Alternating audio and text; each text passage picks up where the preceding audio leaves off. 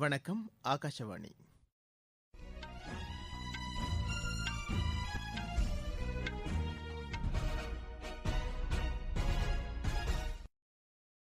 செய்திகள் வாசிப்பவர் முகமது. தலைப்புச் செய்திகள்: பருவநிலை மாற்றத்தின் சவால்களை எதிர்த்து போராட ஒருங்கிணைந்த விரிவான நடைமுறைகள் பின்பற்றப்பட வேண்டியது அவசியம் என்று பிரதமர் திரு நரேந்திர மோடி வலியுறுத்தியுள்ளார். பிரதமர் திரு நரேந்திர மோடி புதுதில்லியில் கட்டப்பட்டுள்ள நாடாளுமன்ற உறுப்பினர்களுக்கான அடுக்குமாடி குடியிருப்புகளை இன்று காணொலி காட்சி வாயிலாக திறந்து வைக்கிறார். கோவிட்-19க்கான தடுப்பு மருந்து விரைவில் பயன்பாட்டிற்கு வரும் என்று மத்திய சுகாதாரத்துறை அமைச்சர் டாக்டர் ஹர்ஷ்வர்தன் நம்பிக்கை தெரிவித்துள்ளார். இந்திய சிங்கப்பூர் கடற்படைகள் பங்கேற்கும் 3 நாள் கூட்டுப் போர் பயிற்சி அந்தமான் கடல் பகுதியில் இன்று தொடங்குகிறது. ஐஎஸ்எல் கால்பந்து போட்டியில் கோவா, பெங்களூரு அணிகளுக்கு இடையே நடைபெற்ற ஆட்டம் டிராவில் முடிவடைந்தது. இனி விரிவான செய்திகள்.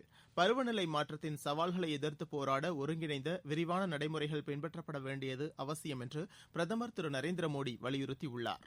G20 உச்சிமாநாட்டில் 2வது நாளாக நேற்று மாலை காணொலி காட்சி வாயிலாக உரையாற்றிய பிரதமர், உலக அளவில் தற்போது கோவிட்-19 பாதிப்பின் விளைவுகளிலிருந்து மக்களையும் பொருளாதாரத்தையும் காக்க கவனம் செலுத்தப்படுவதாக குறிப்பிட்டார்.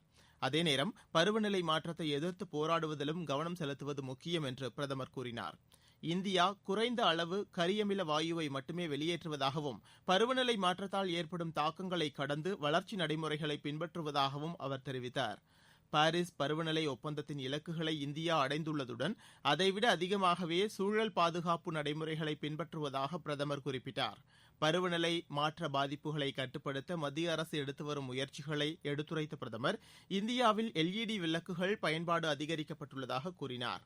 இதன் மூலம் ஆண்டுக்கு 38 மில்லியன் டன் கரியமில வாயு வெளியேற்றம் தடுக்கப்பட்டுள்ளது என்று அவர் தெரிவித்தார். நாட்டில் செயல்படுத்தப்படும் உஜ்வாலா திட்டம் உலக அளவில் மிகப்பெரிய தூய்மை எரிசக்தி திட்டங்களில் ஒன்று என அவர் கூறினார். இதன் மூலம் சுமார் 8 கோடிக்கும் அதிகமான வீடுகளுக்கு சமையல் எரிவாயு இணைப்பு வழங்கப்பட்டு புகையில்லாத சமையலறைகள் ஏற்படுத்தப்பட்டுள்ளதாக பிரதமர் தெரிவித்தார். ஒருமுறை மட்டுமே பயன்படுத்தப்படும் பிளாஸ்டிக் பொருட்களின் பயன்பாட்டை அகற்றுவதற்காக எடுக்கப்பட்ட நடவடிக்கைகள் குறித்தும் அவர் விவரித்தார். நாட்டில் வனப்பகுதிகள் விரிவடைந்து வருவதாக கூறிய பிரதமர், சிங்கம் மற்றும் புலிகளின் எண்ணிக்கையும் அதிகரித்து வருவதாக தெரிவித்தார். 2030ஆம் ஆண்டுக்குள் 26 மில்லியன் ஹெக்டேர் பயன்பாடற்ற நிலங்களை பயன்பாட்டுக்கு கொண்டு வருவதை அரசு நோக்கமாக கொண்டுள்ளதாகவும் பிரதமர் கூறினார். நவீன உட்கட்டமைப்பு வசதிகள் பலவற்றை இந்தியா உருவாக்கி வருகிறது என்றும் அவர் தெரிவித்தார்.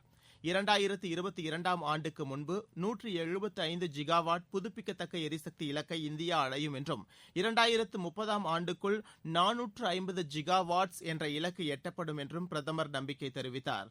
புதிய மற்றும் நிலையான தொழில்நுட்ப ஆராய்ச்சி மற்றும் கண்டுபிடிப்புகளை மேலும் அதிகரிக்க வேண்டும் என்று கூறிய அவர், அனைவரும் ஒத்துழைப்புடன் இவற்றை மேற்கொள்ள வேண்டும் என்றார்.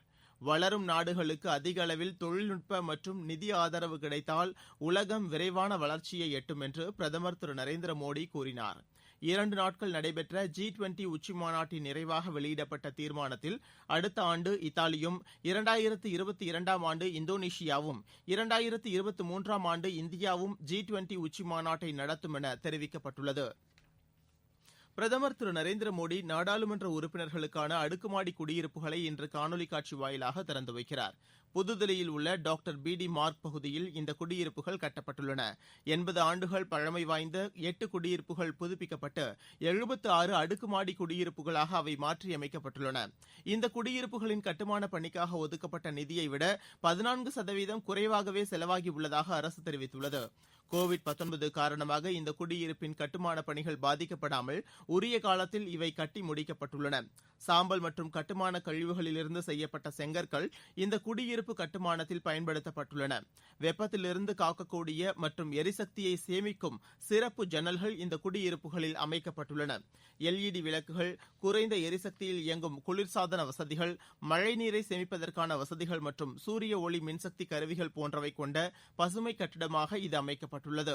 இன்று நடைபெறும் இதன் திறப்பு விழாவில் மக்களவைத் தலைவர் திரு ஓம் பிர்லா உள்ளிட்டோர் பங்கேற்கின்றனர்.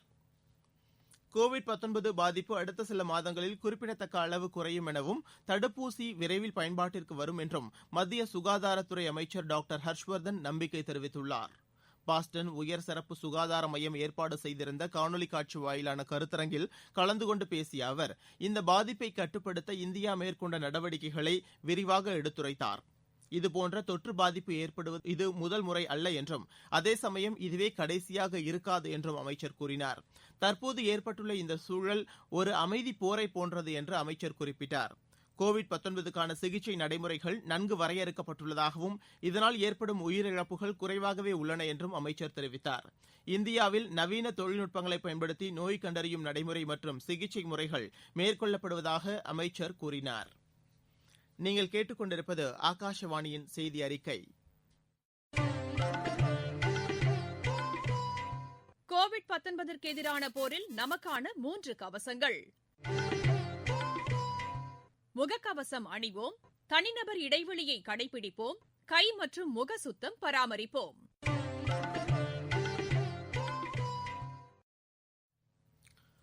இந்தியா சிங்கப்பூர் கடற்படைகள் பங்கேற்கும் 3 நாள் போர் பயிற்சி அந்தமான் கடல் பகுதியில் இன்று தொடங்குகிறது.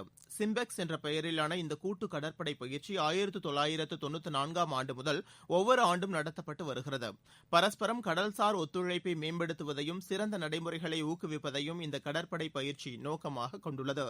இந்த ஆண்டு நடைபெறும் கடற்படை பயிற்சியில் இந்தியா சார்பில் ஒருங்கிணைந்த சேட்டக் ஹெலிகாப்டர் மற்றும் உள்நாட்டிலேயே வடிவமைக்கப்பட்ட போர் கப்பல்களான கமோடோ மற்றும் கர்முக் உள்ளிட்டவையும் இதில் பங்கேற்க உள்ளதாக கடற்படை தெரிவித்துள்ளது.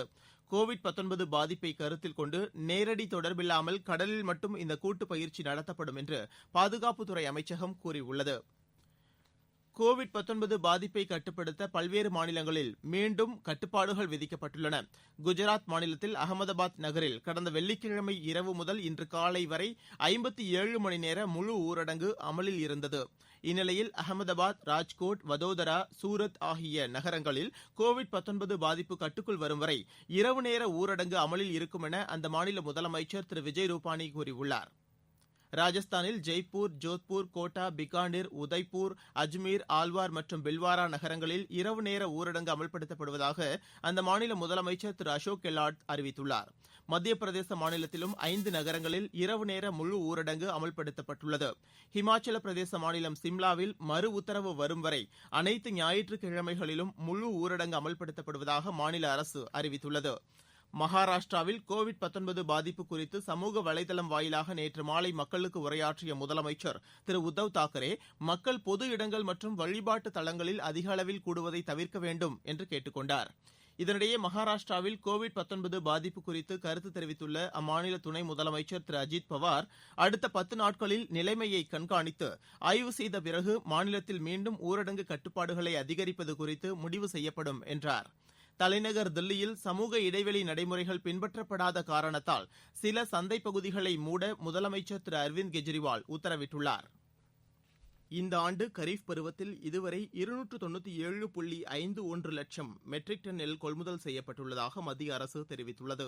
தமிழகம், பஞ்சாப், ஹரியானா, உத்தரப்பிரதேசம், தெலுங்கானா, உத்தரகாண்ட், சண்டிகர், ஜம்மு காஷ்மீர், கேரளா, குஜராத், ஆந்திர பிரதேசம், ஒடிசா மற்றும் மகாராஷ்டிராவில் குறைந்தபட்ச ஆதரவு விலை அடிப்படையில் இந்த நெல் கொள்முதல் நடவடிக்கைகள் மேற்கொள்ளப்பட்டுள்ளதாக தெரிவிக்கப்பட்டுள்ளது. இது கடந்த ஆண்டு இதே காலத்தில் மேற்கொள்ளப்பட்ட நெல் கொள்முதலை விட 17.73% அதிகம் என குறிப்பிடப்பட்டுள்ளது. இந்த கொள்முதல் மூலம் 26,15,000 விவசாயிகள் பயனடைந்திருப்பதாகவும், அவர்களுக்கு 56,168 கோடியே 95 லட்சம் ரூபாய் வழங்கப்பட்டுள்ளதாகவும் அரசு கூறியுள்ளது.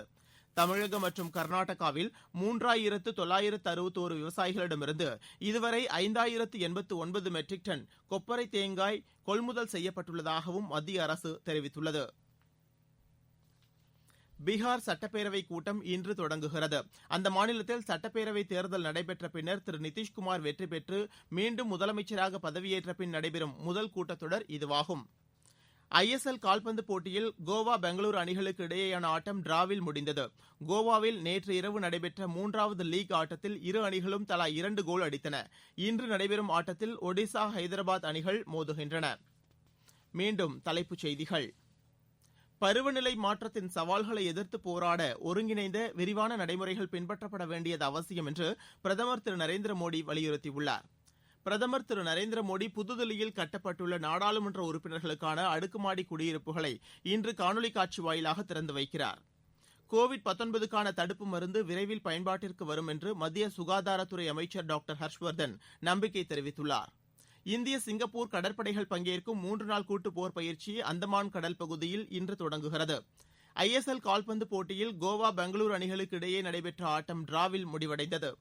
இத்துடன் இந்த செய்தி அறிக்கை நிறைவடைகிறது. எமது செய்திகளை உடனுக்குடன் AIR News_Chennai என்ற ட்விட்டர் பக்கத்திலும், செய்தி தொகுப்புகளை all India radio news Chennai என்ற யூடியூப் சேனலிலும் அறிந்து கொள்ளலாம்.